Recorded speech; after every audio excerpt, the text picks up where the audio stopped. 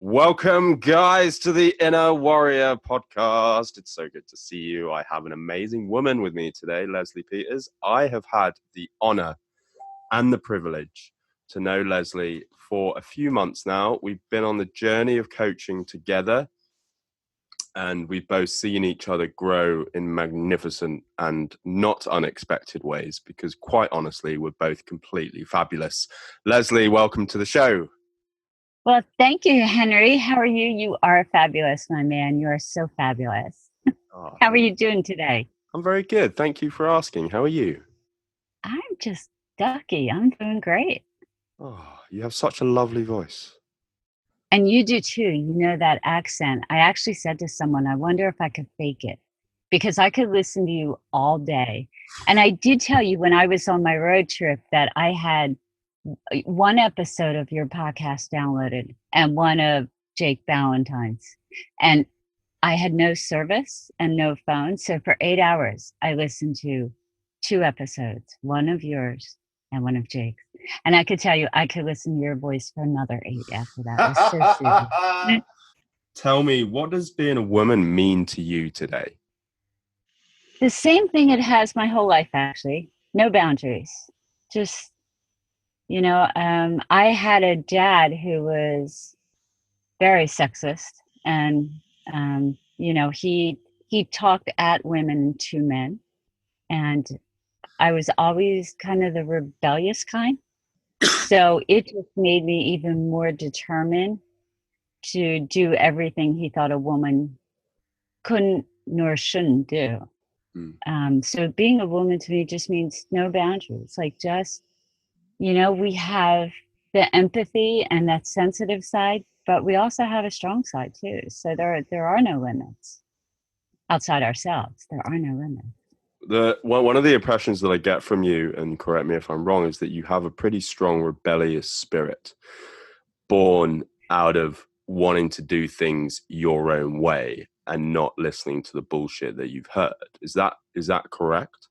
Yeah, and I don't think it's necessarily do things my own way. Like I'm totally open to suggestions, and it's not necessarily doing things my own way. It's just dealing with people who don't see limits. And the words to me that like really get my rebellious side going, or you can't do that, it's impossible.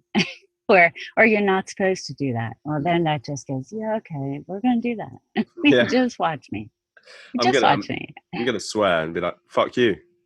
Look at me shine. Look, well, you were in the one time when I was growing up, and then like many people, I repeated my childhood and my adulthood by marrying a man just like my father.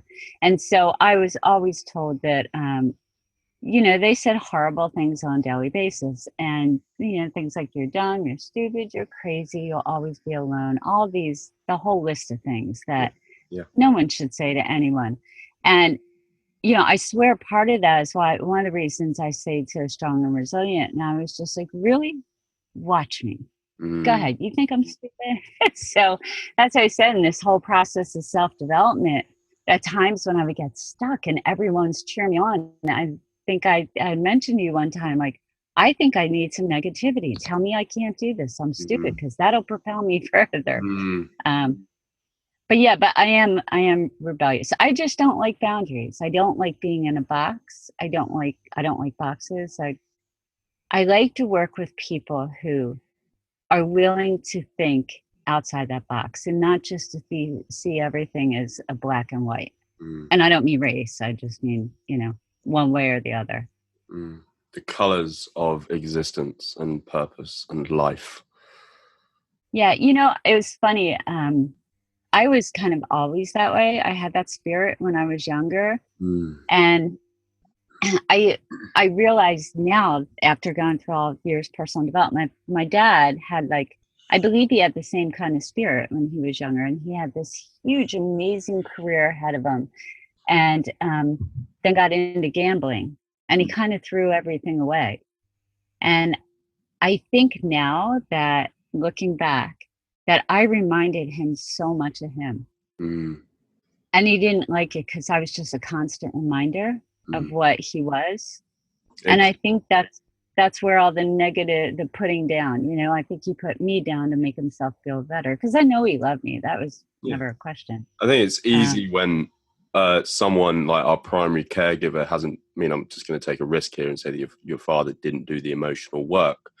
Um, yeah, like when they see something of themselves which they don't like in someone else, it makes it far easier to displace that shame and that anger at themselves yeah, onto someone else. And unfortunately, I heard one of my other guests describe that as placing their own insecurities on the pristine hard drive of a young child. So we're gonna yeah, internalize that as truth, and that's like a belief system, right? Is that a belief system yeah. that you incorporated early on in your life that dictated, because you mentioned that Oh, you married a man? it becomes a self-fulfilling prophecy. Yeah. You know, I mean, you start to do things to prove you're stupid and you're alone and all that. And so, you know, part of it and the first step of like any type of healing and become self-aware is taking responsibility Yeah. and just getting out of that victim mentality. Yeah. So when I started healing, the words so and so did this to me were like out of my vocabulary Mm, because nobody did anything to me that I didn't allow mm, them to do, mm. you know. And it's funny because you were saying like most people are like that. Think of people that have you ever met someone that they just really like something about them grates on your nerves? Oh, absolutely. So chances are, and tell me if you agree or disagree with this, but chances are what grates, whatever it is that's annoying the heck out of you, it's probably what you don't like in yourself. Absolutely. 100%. Yeah. It's one of those incredibly comfortable realizations that you have work to do. So therefore you've got to go to a really uncomfortable place and see that it's not them. Because it's easy to see it in them and go, oh God, what a dickhead. Yeah. Then it is to go, oh my God, I'm the dickhead. What's that I'm all the about, dickhead. right? Yeah, what am I doing to like attract so many dickheads? Yeah. Um, but but yeah, so I mean, and it does really stink though when that happens to a child, you know, mm, because up until the age of 8, I mean, our brains are like sponges. I mean, mm, we can't logically go, oh yeah, you know what? That's not my issue. It's dad's issue.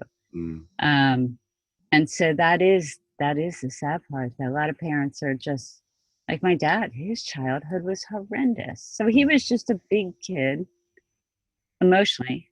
mm, You know, there was that side of him, mm. and that addict thing is just it's crazy. Um, so in your addiction, do you recall being really manipulative and just doing whatever it was you had to do emotionally to another person to get what it was you needed? I wasn't I wasn't very good at manipulation. So I just went ahead and did things and kind of Okay. put all the shame and the guilt in a box and pushed it down.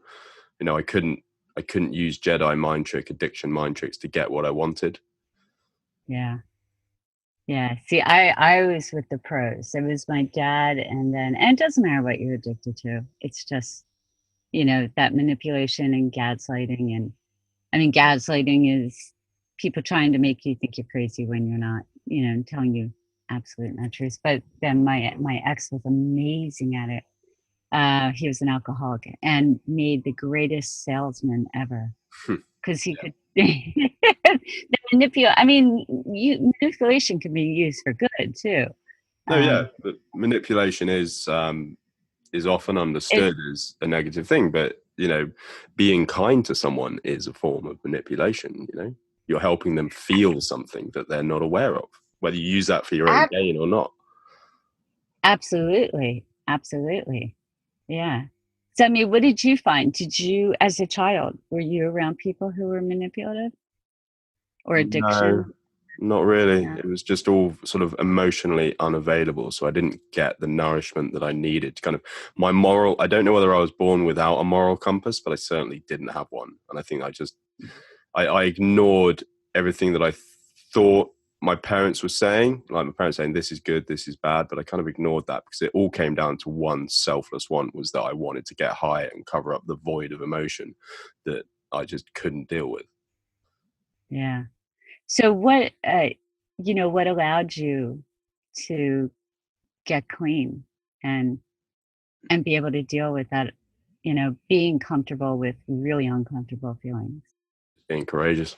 Just got to show up and Mm. be courageous. Like that's the thing at reaching your rock bottom is I can't go any deeper. So the only way I can go is forward. So one step in front of the other. I'm gonna literally. I made a choice. I was like, I'm just gonna say everything and see where it goes. You know. How about yourself? Mm. Like, I mean, are you an addict or is it just? It's funny. No, I am not. However, I've had two addictions in my life. Um, Shopping and the gym. Mm-hmm. But the day my ex walked out of my life, they both like kind of went by the wayside. The gym, I wish I was still addicted to. Um, but it's funny. My son, when he was 18, signed himself into rehab, so went for alcohol abuse. And when I took him, and they give you the spiel as parents, they give you a list of there were like 10 or 12 different characteristics of addicts. Mm-hmm. And I remember reading that list and going, holy crap, I have like pretty much all of these. Yeah. And I'm thinking, you know, I never really gave myself a chance to be addicted to substances though, because when I was younger, I knew I had an addictive personality. And so I just never really tried anything. I drank, but that was about it. But it's amazing. I recently learned that there are many different things that contribute to addiction. It's not just DNA, it's not just environment. There are a bunch of things. But one of the cool things that I learned was there's this trifecta, three things that the brain, if your brain has it, it puts you at risk for developing some kind of addiction. Mm-hmm. And it was being impulsive and adventurous, and the third one was you don't consider consequences for yourself, for your actions. You do for others, but you don't really care about your own well-being, care about the well-being of others. So when I heard this, I went, oh my God, this kind of makes sense, because with that trifecta, you can have what the precursor to an addicted brain without having an addiction. Oh yeah, absolutely. Make Like, sense? yeah, because there are And many people who have that, but yet they don't develop the compulsive uh, right. behavior that is existent within addiction. But there's two things that you said. So you mentioned your childhood and being fed messages from your father, which developed in you a belief system as you Yeah. grew up. And you married a man who's very Yeah. similar to your father. Like, if there's someone's listening, and actually, it's been quite a common theme within the women Mhm. that I've had on the show is that their fathers, you know, for all their all their love that they had for their daughters, would feed them negative messages, which would then dictate how they lived a certain portion of their lives. So if there's a woman listening who identifies with that, what is the message that you can send them? It's not about you. Don't just let it go in one and out the other. And, I did stand up for myself. I did say, like, I really don't appreciate you talking to me that way. Mm, Um, but it didn't work. My father and my ex kind of just talking to them and setting boundaries was like talking to a wall or a mm, 2-year-old. Like it was just, there was no way you were going to break through and have a rational conversation with them. mm, So then it becomes, I shoved my emotions down and my anger down. It came out with passive aggressive statements. Um, like I'd give a little zinger, but sweeten it up before I gave it. So yeah. it was okay to do that, So I would say keeping a journal probably would have been really good at those times. Maybe it would have kept me from being passive aggressive. But there were mantras I had, and I don't mean mantras just like whenever they said something, I would just go like, "It's not about you. It's not true. You're Mm, not crazy. They are." Because when you grow up, at least like I did, and then marry, and from a codependent, which I am a recovering codependent, mm-hmm, what happens is like you're caught in the middle of the manipulation of an addicted mind or that manipulative mind. And so, on one hand, you have people saying and doing horrible things, and you go, wow, you know what? That's not right. That's not love.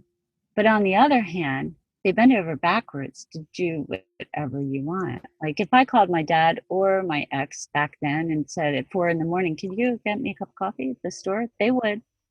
So that confusion, actually, I believe it's called victim, perpetrator, victim, rescuer Yeah. triad. Yeah. Do you ever hear that? Yeah. Yes. So the perpetrator is the rescuer. So then the victim in the middle goes, maybe I am crazy. Like, what the hell? This doesn't make sense. And so knowing number one, that like other people, this is kind of characteristic of codependent addictive relationships. I think it's really common, as you said, you've heard it. But just knowing that it would be happening to anyone if they were in your spot, has nothing to do with you as an individual, Mm. and has nothing to do with their love. It's just their love is really messed up. Yeah. It's not a healthy love.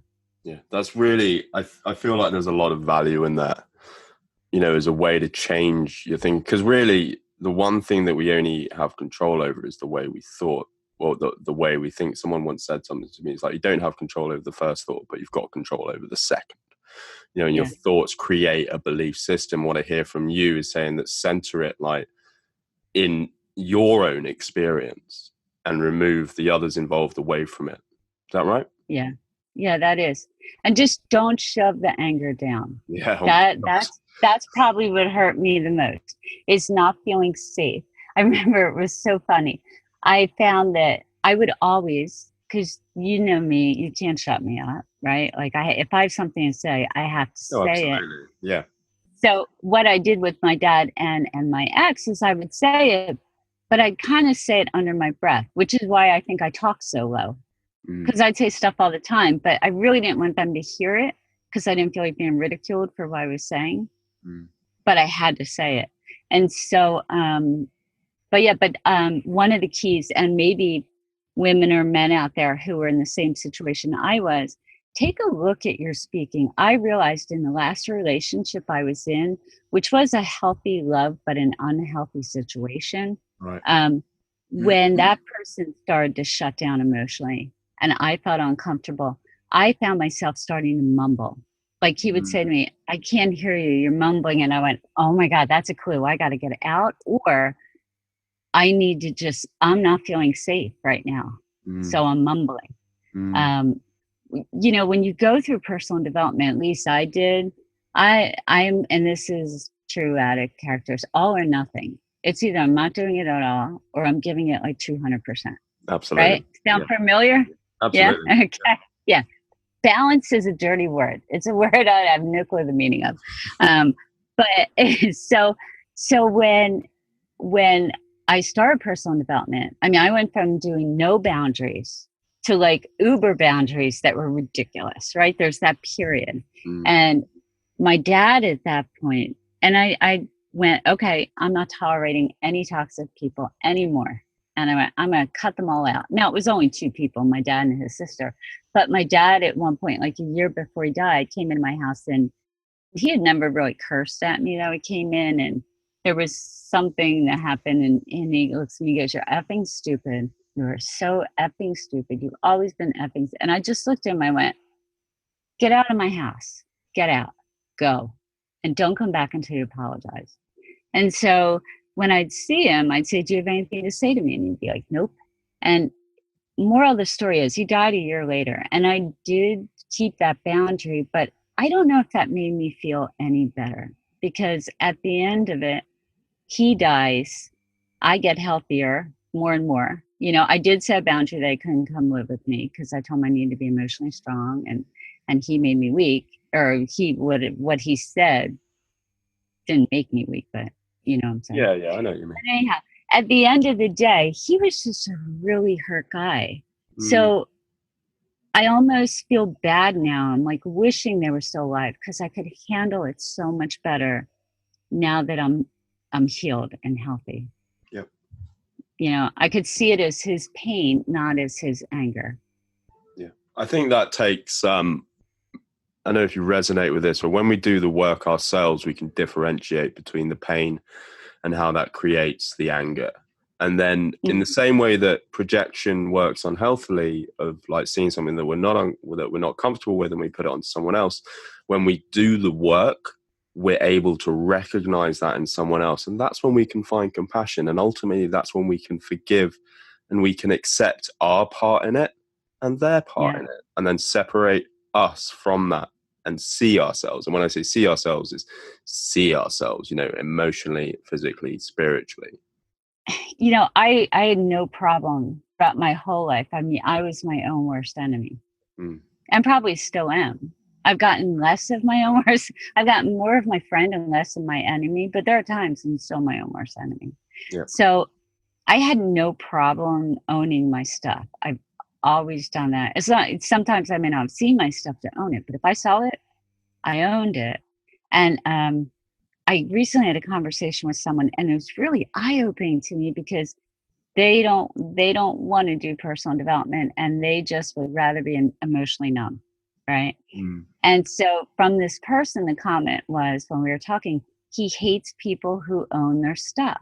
It's like, if you know you have issues, you're not going to want to hear someone else claim their own, because that means like you're not claiming yours. Yeah, massive load of resentment just comes up. It's like, oh, fuck off. Yeah, I never knew that, because I'll tell you what, like we had talked about growing up, and there was sexual abuse. I don't remember by who or by when. Ages 5 and 16 kind of like stick with me, but I still don't remember very well ages 5 through 12. But what came out of my background was that I never felt like I could really be myself at home. And so when I was 16 and I started driving, I would go out and I talked to everybody, and I'd ask really weird questions. Like I'd go up to strangers and say, if I could give you one wish, what would it be? Or like, what would you do if you, I wanted to know about other people. And what that did was, number one, it opened my eyes that I didn't see people for who they were on the outside. Because I'd go up to anybody, doesn't matter. But also people always answered, which I went, wow, other people must want to share their story too. They're not as closed off or they don't want to be as closed off as they want to be. I think there's Do you find that? Yeah, you definitely hit the nail on the head. Is if people don't know the way forward of being closed up, then there's definitely a want, because there's a belief that there must be something more than this. And they certainly see it. Like, it's popularized in the media, social media, of opening up, showing your light. But that's just a statement. There's no actionable steps behind that. So people kind of take it as a norm, but they don't know how to get there. And I hear what you're saying is, like, if you want to get there, there is a way. I can show you how. And tell us about what you do, Leslie. Tell us about Living with Heart. Living with Heart. So someone about a year ago said, well, why don't you teach people to be like you? And I'm like, what the hell does that mean? I don't know. Like, so I just thought everyone was like me. And again, I'm not saying that I'm this great person. I'm just, what it is? I'm like still that child, not childish, but I'm kind of childlike. I think that's a perfectly wonderful, balanced place to be. You're still in touch with, I'm still in touch with that child. Yeah, like I'm super curious. I go, I want to know everything. If there's like, a dark closet door, I'll go in to see what's behind it. But anyhow, you would ask. So after I sat down, I thought really hard, what characteristics, what qualities do I have that allowed me to go up to strangers and to sit in the corner with homeless people and to hear their stories? And why do people always tell me everything? What is it that makes them feel safe? And so I came up with Heart. It's honesty. I'm honest. Like, there's no ulterior motive. I am what I am. You get who you see. And then the other was empathy. I have no problem if someone shares something with me going, you know what? I get it. I've been there. Like, it's that vulnerability, which is the key piece. Being vulnerable, people look at it as a weakness, but it's one of the greatest strengths ever. Oh, absolutely. It really is. Yeah. And your vulnerability is actually a gift for someone who you're talking to, because if you're vulnerable, you've just given them permission to be vulnerable too. Yeah. It's something I believe is, if someone is really vulnerable, but they haven't yet done the emotional work, then it's going to present as much of a risk to the person they're showing it to as it is to themselves. But once you do the work, you can hold your vulnerability, and the sheer confidence that you hold it with, if you're crying, if you're being open about something for the first time, is that they will perceive that you are strong within it and that you identify with it as a power of yours, and they will be able Yeah. to respond. It's See, it now, is that holding of the space. because like me, I don't like teaching something unless I've mastered it. That's Yeah. just who I Oh am. Like God, yeah. how am I going to teach you something if I haven't mastered it yet? Yeah. Right. But I wasn't healed up until, I keep saying 5, 6 years ago. It was probably longer now, but it's been recent. And I've been like this. I'm 56 and I've been a nurse for years, and I've held space when I was not well.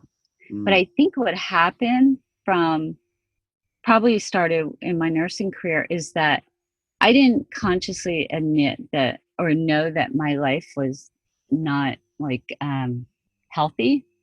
But when I'd hear people's stories, I could relate to something they were experiencing, which I think kind of helped me heal without healing. mm. I mean, without knowing I was healing, if that makes sense. Yeah. But you had asked about heart, and it's honesty, empathy, acceptance.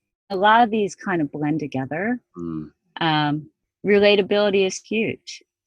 When you're dealing with someone, you have to, it might even be approachability, but that would mess up the R. And then the bottom line is trust, mm. to learn. So again, like empathy, acceptance, and trust go so hand in hand, and honesty. Yeah. But I've always learned to, I assume like they can be trusted until proven otherwise. Yeah. Yeah. I think that's a really fair and open way to go. I feel exactly. I think everyone is deserving of trust. And if they've been denied that or fed messages that they're not, then that's an emotional block that needs to be healed, which is stopping them from expressing Yeah. themselves. In my mind, I think living life with heart and treating other people with heart is the foundation for any healing. Yeah. Because if you found that most people who are hurting, the common underlying theme is, I'm not enough, I'm not worthy. Mm. You know, um, they don't feel seen, they don't feel heard. What's as we come to the end, and I know that our time has been a little bit more constrained than usual, but don't worry, Leslie will be back on a very super special episode. Um, if someone is resonating with this and like living with heart, what is one action that they can take, that they can put into practice today to move them forward on the journey so they can see the results? The easiest thing you can do, go talk to a stranger. And I don't mean, hi, how are you doing? You can start with, hi, how are you doing?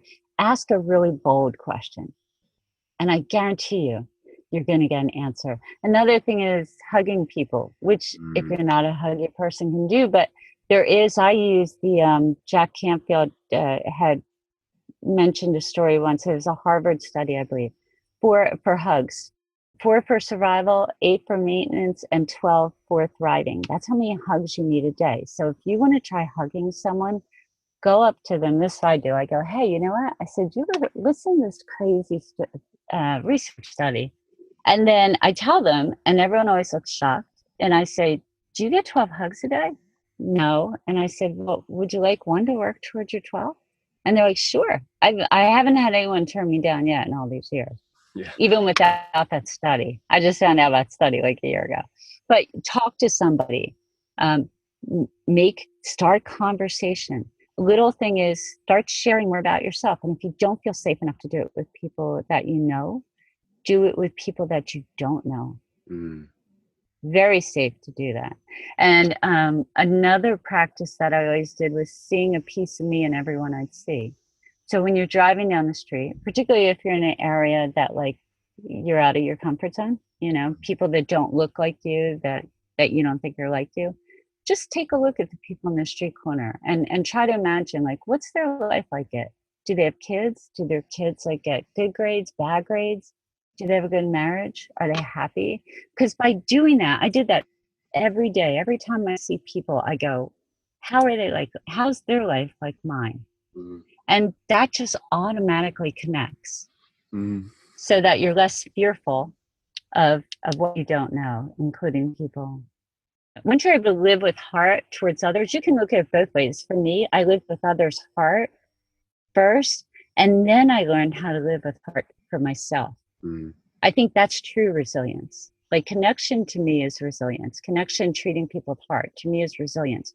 But true resilience is when I can look in the mirror and apply Mm. the heart. Absolutely. And Leslie, where can the listeners come find you if they really want to know more about you? You can find me. My email address is info at lesliepetersrn.com. My website, which should be up by the end of the week, is lesliepetersrn.com.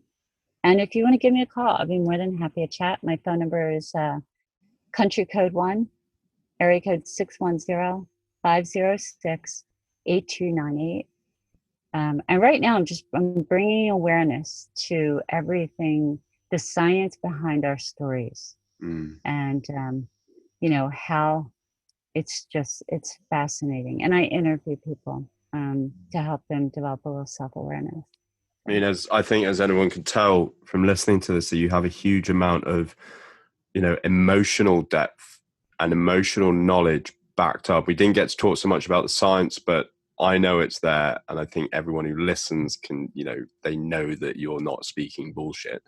I'll put all Leslie's details in the show notes. There's 2 more questions I want to ask, as I asked everybody. Sure. Leslie, what does your inner warrior look like? She looks strong and weak at the same time. Mm. Yeah, I feel really strong, but there are times I feel very fragile. Mm. You know. Yeah, I can understand that. And I think that's, I mean, we have guests on which, it's a very clear, it's very detailed what their warrior looks like. But it also, like your answer shows that it doesn't need to be. It can be a very instinctive 2-side coupled with very intimate knowledge of yourself and the willing, like you got very vulnerable just then, admitting your fragility, which is something that a lot of people cover up for fear of rejection, abandonment, and recrimination. So I wanted to see you for doing that and honor you. And I hope Thank the you. listeners honor that as well. And would you like to sign us off with a very Leslie Peters message? Very Leslie Peters. The one that kind of resonates with me lately that it just came to me a month or so ago is that we talk about fear, but when you live from your heart with just love and just in the moment, then your heart's so filled that your mind doesn't have time to get annoyed with all that little fear. Yep. So I guess to sum it up is that, when your heart is full with love and kindness and caring, then your mind's kind of free of fear and you're childlike.